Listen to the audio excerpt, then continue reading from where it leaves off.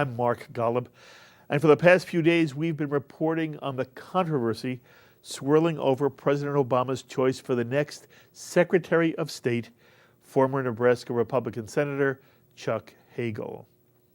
And if you saw our discussion with Ken Feinberg and Charles Small, you saw that the Hagel nomination has not only created some real concern about Senator Hagel's attitudes towards Israel and Iran, but also has raised issues about the place of the Jewish community within the overall American society. And while one may read Ron Kempius's piece written for the JTA, in which Kempius suggests that Jewish groups have chosen to, quote, temper their fire at Hagel, there are major Jewish organizations and leaders, both on the right and in the dead center, who continue to express their concerns about Hagel's replacing Leon Panetta as the next Secretary of Defense. And one of the most articulate of Jewish leaders to publish his concern is the outspoken national director of the ADL, the Anti-Defamation League, Abe Foxman. And Abe Foxman published an op-ed piece in Haaretz under the title, "Hagel would not have been our choice, but he's not as bad as some fear." And in this piece, Foxman writes, "A Hagel appointment, together with that of John Kerry as Secretary of State, can lead to a misperception by Iran that America may be taking the military option off the table." Well, to further amplify his thoughts, we're very pleased to have on our phones right now the National Director of the ADL, Abe Foxman.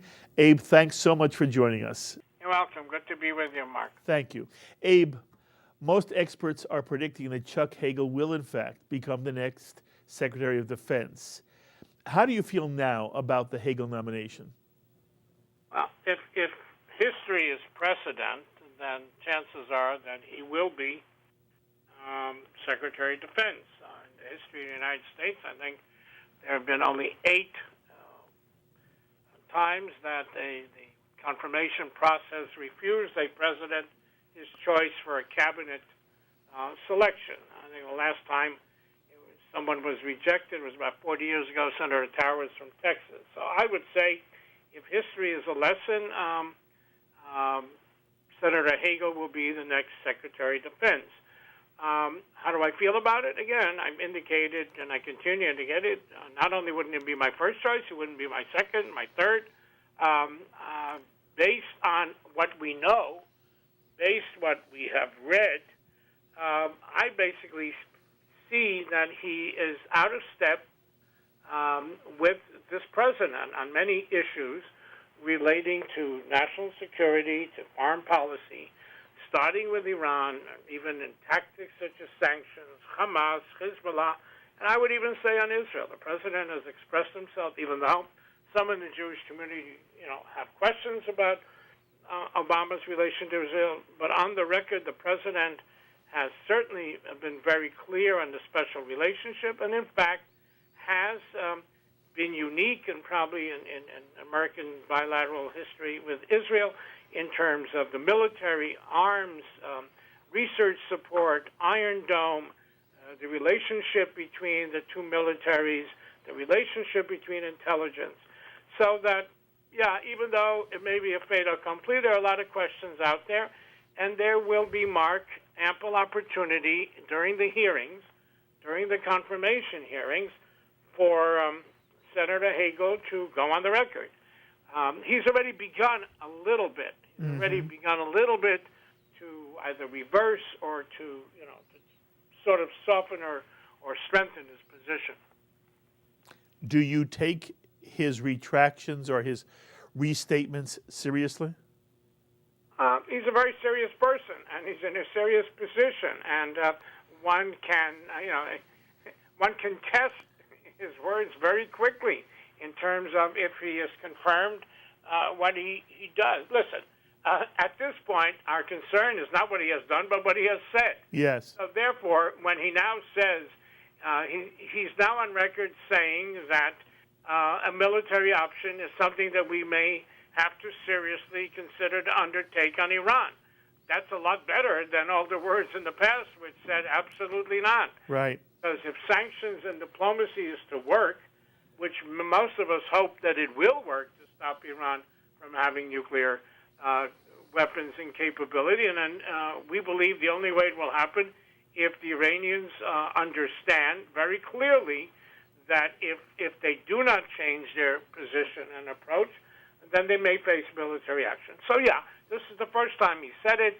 We now know, we're told he said it to a group of defense officials. He said it privately. Well, when the hearings come, he'll be able to have an opportunity to say some of the things very clearly. He will be probed, and I hope that he will be asked specific questions about things that he said in the past. Again, I think one can confront him, and one should confront him with, and I hope some of the senators will, with the president's position on these issues. Abe, what I hear you say is that you hope there will be no substantive effect either on the U.S. relationship with Iran and trying to prevent it from going nuclear, and that the same thing vis-a-vis the U.S. relationship to Israel. Are you at the moment saying that if Hagel is nominated, and that actually confirmed, that the reality is it will have very little consequence on the U.S. relationship either with Israel or its attempt to prevent Iran from getting nuclear weapons? Well, that's too clear a conclusion. We certainly hope so.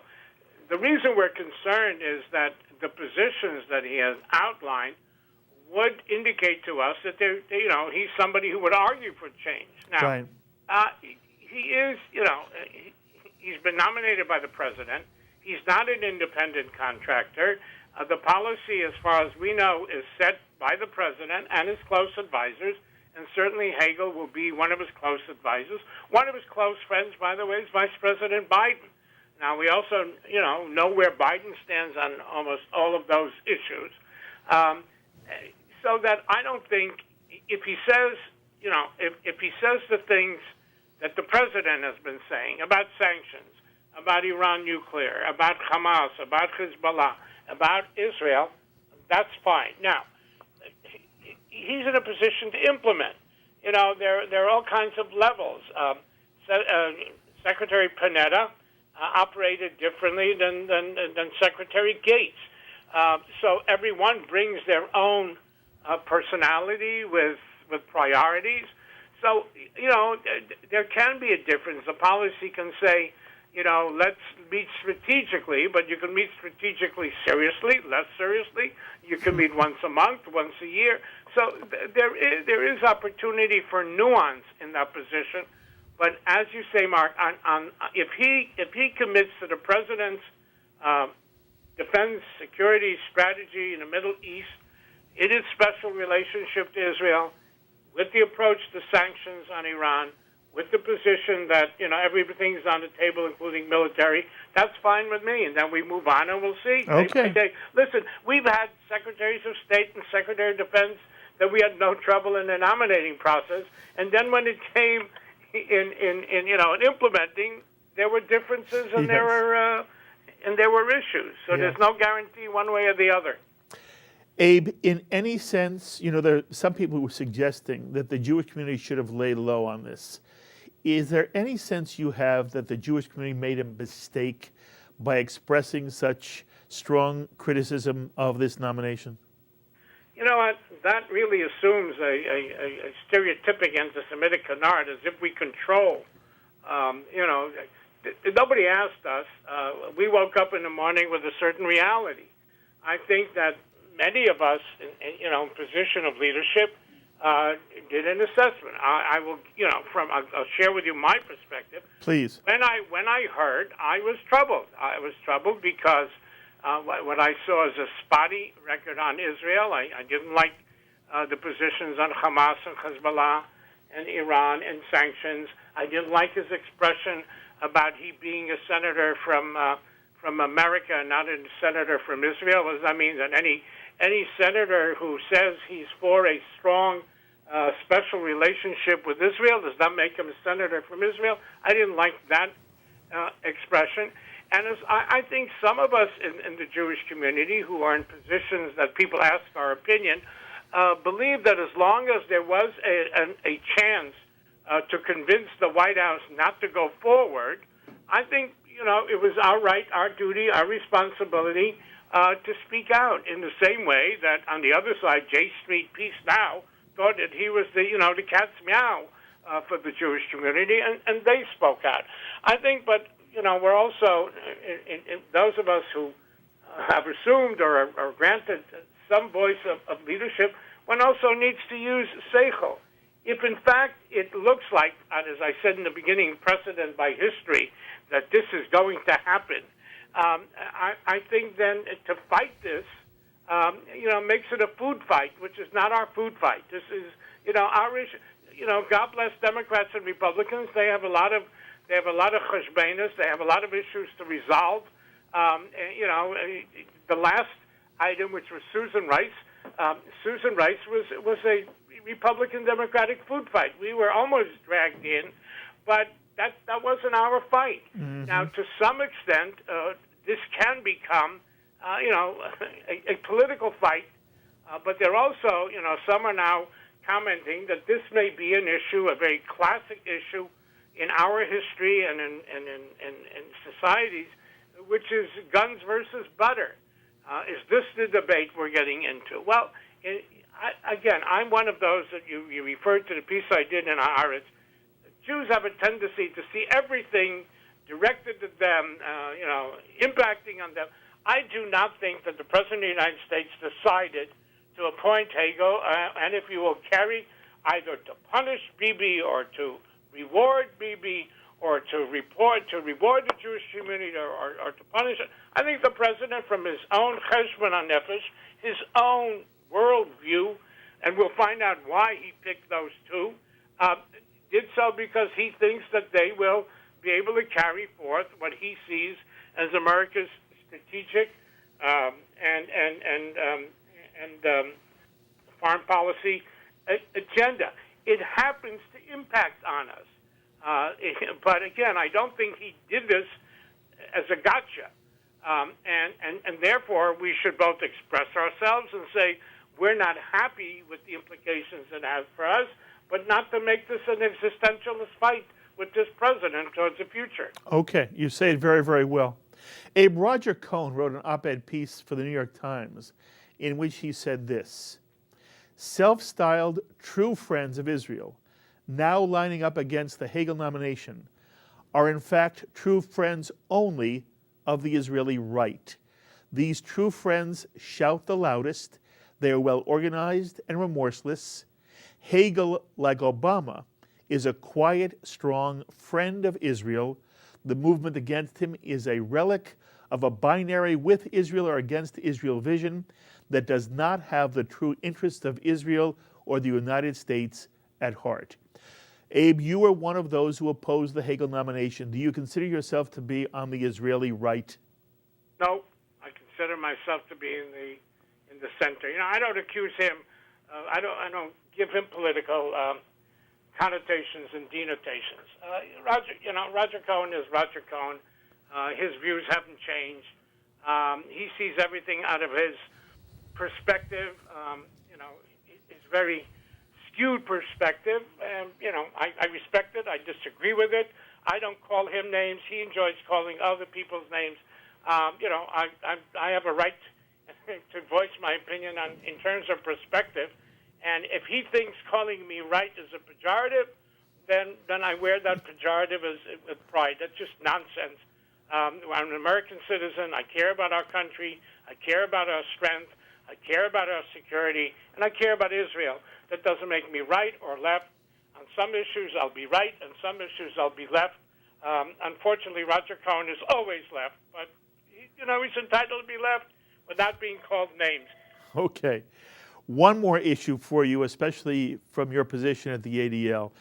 Charles Small was on with us yesterday and expressed real concern that this nomination has evoked a public discussion that has overtones of the worst canards of anti-Semitism, that suddenly there's a public discussion of whether or not there's a nefarious Jewish lobby with inordinate power, or whether or not Jews are guilty of dual loyalty. Abe, is there any extent to which you agree with Charles Small that there is an unfortunate level of discourse that has an anti-Semitic overtone at this point in time? Mark, I find that so, I like Charles Small, and I don't know where he's coming. By the way, we raised the issue. The Jewish community raised the issue. What's he talking about? We are not comfortable with the articulation that Senator Hagel gave in an interview about the issue of the disproportionate aggressive power of the Jewish, he called the Jewish Israel lobby. We raised the issue that it's disconcerting that for a man who sits in, who's worked in the capital of the United States for 20 years plus, who has been exposed to interest groups every single day of his life, that the only one that he's uncomfortable with its aggressiveness, is the Israel Jewish lobby. So, Charles Small, we raised the issue. He says he didn't say it, he didn't mean it, he didn't intend it. It was distorted. It's out there. It has been out there on the American scene as a public issue debate since Mearsheimer Walt, then, given a blessing by Jimmy Carter. Charles Small should take a look at ADL's polling in America. 30% of the American people for the last 30, 40 years have believed that American Jews are more loyal to Israel, the United States. I believe that expression from the Hagels comes out of that mindset. Now, he's not an anti-Semite. I don't think there's a great debate on this issue, but to be fair, is we, the Jewish community, raised this as an issue, being concerned that here is a man with some tepid, soft views on issues of our concern, in addition to which he doesn't like the aggressiveness of the Jewish Israel lobby. So we raised it. I think we're waiting to hear from Senator Hagel. And again, I wrote it in the Haaretz op-ed. It's very clear what I would like to hear. Now, again, if he says it, he apologized to the gay community for, the insulting way, the insensitive way that he talked about them. I think at the very least, the same is due to the American Jewish community in terms of its efforts as American citizens who support Israel. Doesn't make us un-American, doesn't make us less American, and so, but we raised the issue. And it's not an issue that's, that somebody else is raising. So there is a debate in the media, is it or isn't it? But I would say that's our doing. Okay. By the way, do you want Hagel to issue a public apology to the Jewish community? I'm not going to dictate to Hagel what I want him to do. I think at this stage of the game, I think he has heard enough from me and others.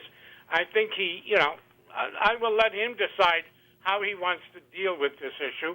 He's already dealt with a couple of issues without anybody dictating to him what and how he should do it. He's a smart man. He's as we've said, he's a patriot. He's a great public servant. He's got these issues to deal with, and any which way that he finds it appropriate to deal with, we'll listen, and hopefully we'll put it behind us. Abe Foxman, it's always a pleasure speaking with you. You do such marvelous work on behalf of American Jewry and World Jewry, and I thank you for always making time for us. Okay, Mark. Take care. You be well. You well. Bye. The thoughts of Abe Foxman, the National Director of the Anti-Defamation League. Well, virtually every day I've been inviting you to be in touch with us to share your own thoughts and comments on issues we address here on Shalom TV. And many of you have sent emails, especially after our conversation with Alan Dershowitz. Some of you agreeing with him, some of you very much disagreeing with him. And here are a few of the emails we've received.